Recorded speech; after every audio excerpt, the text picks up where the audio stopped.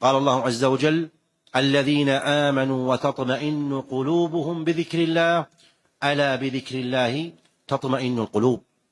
فذكر الله عز وجل سبب لطمأنينة القلوب والقرب من علام الغيوب. فالقرآن العظيم تدارسه وقراءته سبب لنزول السكينة، وهي الطمأنينة في القلب والانشراح في الصدر، لأنه أعظم سبب لانشراح الصدور ولينها والاتعاظ. يا أيها الناس قد جاءتكم موعظة من ربكم وشفاء لما في الصدور وهدى ورحمة للمؤمنين. قل بفضل الله وبرحمته فبذلك فليفرحوا هو خير مما يجمعون.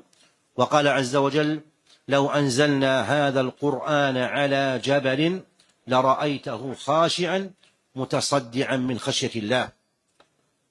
فإذا كان الجبل كما قال عز وجل على جبل، إذا كان الجبل مع صلابته وقوته يتصدع، فما بال قلوبنا التي هي مضغة، كما قال النبي عليه الصلاة والسلام: ألا وإن في الجسد مضغة، والمضغة هي القطعة من اللحم بقدر ما يمضغ.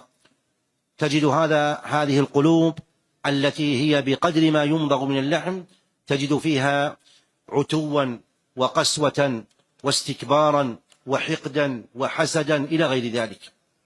إذن من فوائد تدارس القرآن أولا نزول السكينة، إلا نزلت عليهم السكينة وهي الطمأنينة التي تكون في قلوبهم والانشراح الذي يكون في صدورهم.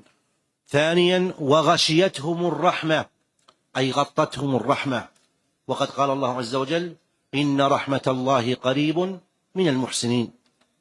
وحفتهم الملائكة، أي أحاطت بهم إجلالا وإكراما وتعظيما. وذكرهم الله في من عنده، أي أثنى عليهم سبحانه وتعالى في من عنده. وقد قال سبحانه وتعالى في الحديث القدسي: ومن ذكرني في ملأ ذكرته في ملأ خير منه. إذن هذه 4 فوائد لحضور حلق العلم ومجالس العلم.